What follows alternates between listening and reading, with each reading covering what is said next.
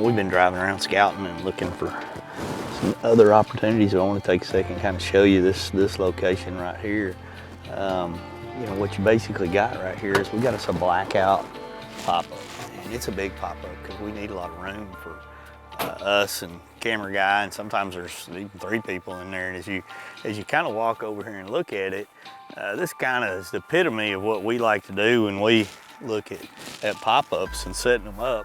Right now we got cedars and old brush in front of it, and we build that on there to kind of create a 3D look and cover it, make it blend in very naturally in that type of situation, especially if you plan on hunting it very fast.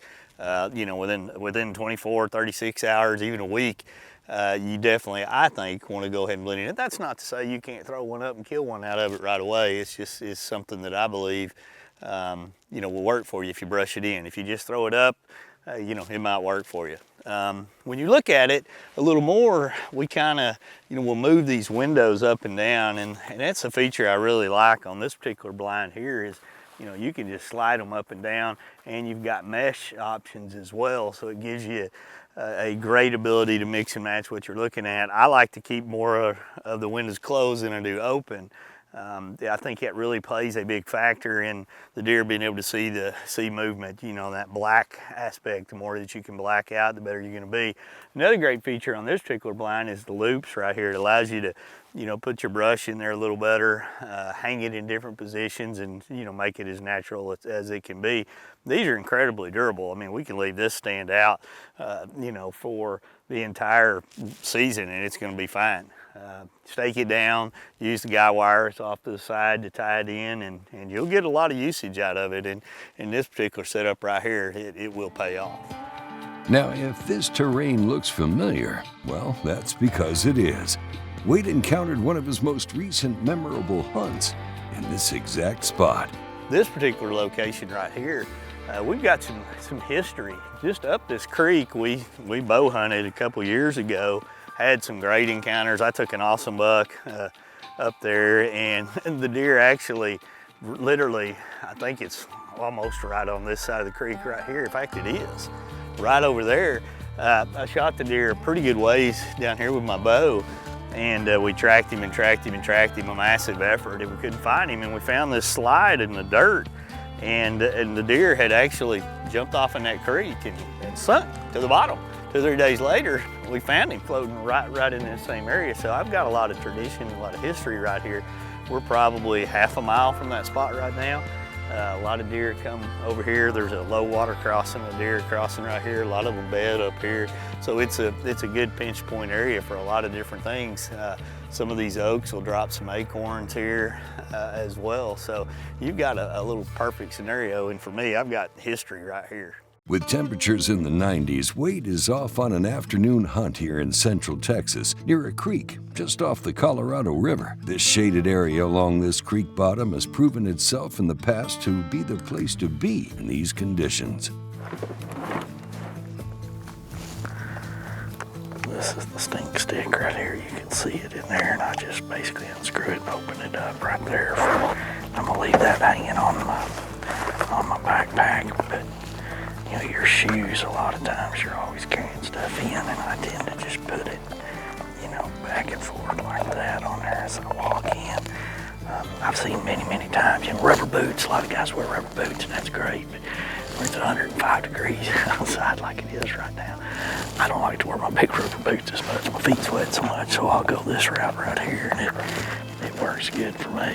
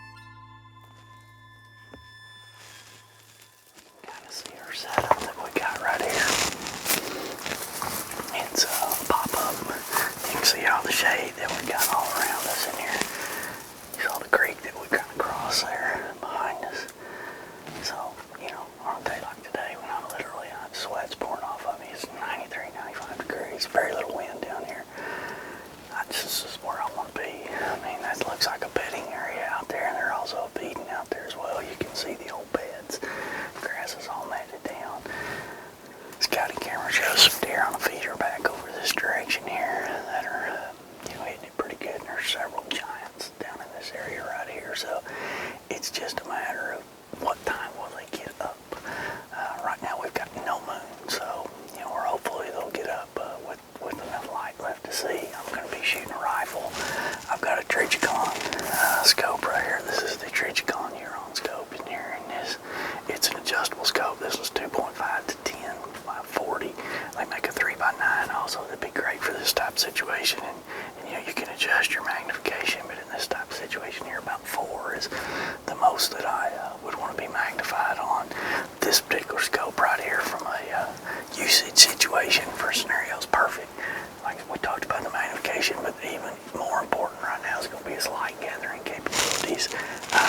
It's 448, 449 range right now, and what we're looking at is 95 degrees, heavy southeast wind. These deer probably, not saying we won't see one before, we probably are not going to get up until the last 30 minutes, an hour of the day. You want to be able in these low light situations to gather light. You got to be able to see across there, be able to put them on the target, and we can probably hunt till right about 7:28 right now. It's going to be our legal shooting time, so that scope's going to be a huge advantage in what we're doing inside this pop-up right now.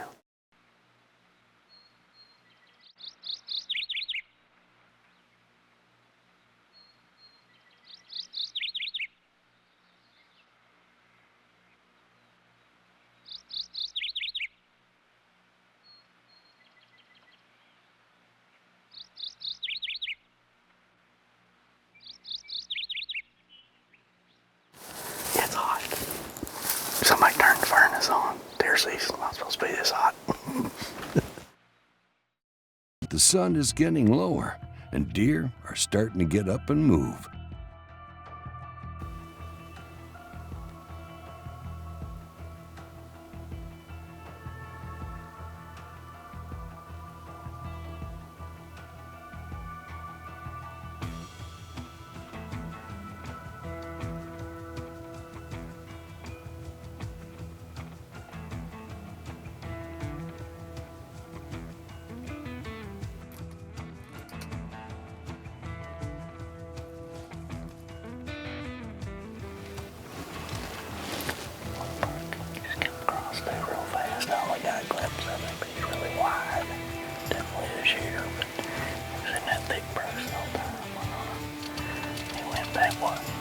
There's 2 other smaller bucks out here in front of us.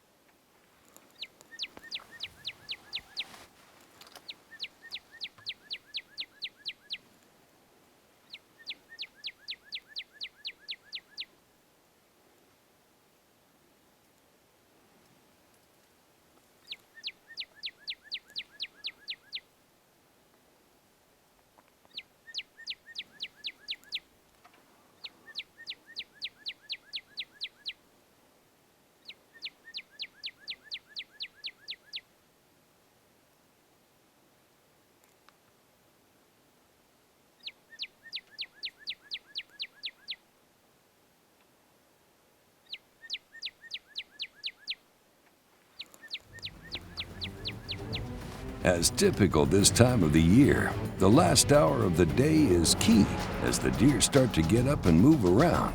When we come back to Yamaha's Whitetail Diaries, we'll see what else passes by. Now, earlier in the hunt, Wade had glimpses of a big framed buck in the thick brush passing by towards the creek. Now that buck has come back down into the shaded area in front of the blind. You good?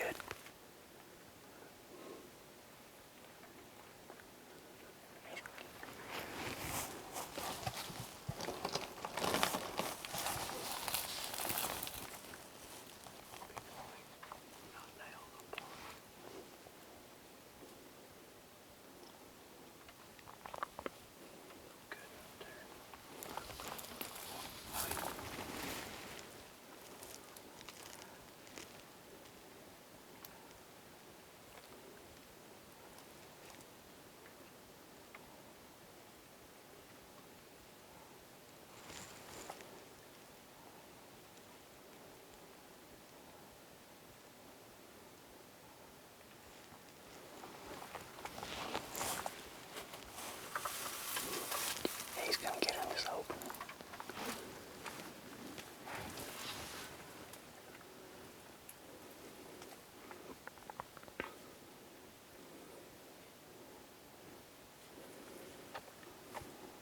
Got no shot. It's about a bunch of trees.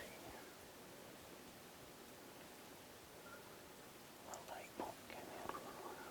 Got does on it too.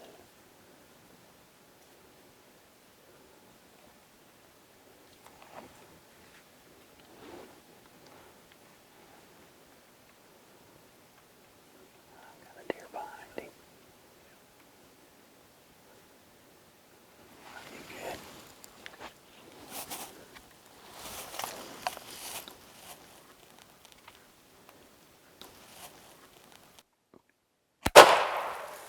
Smoked him. Wow, we saw that deer.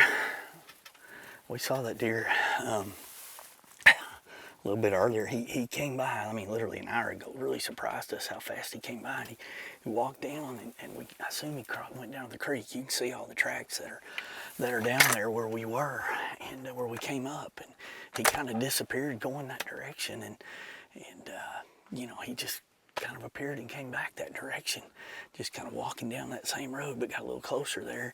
I could get a shot. Jeff couldn't get a shot of him on video. I could get a shot, and that's when your hands really start to sweat.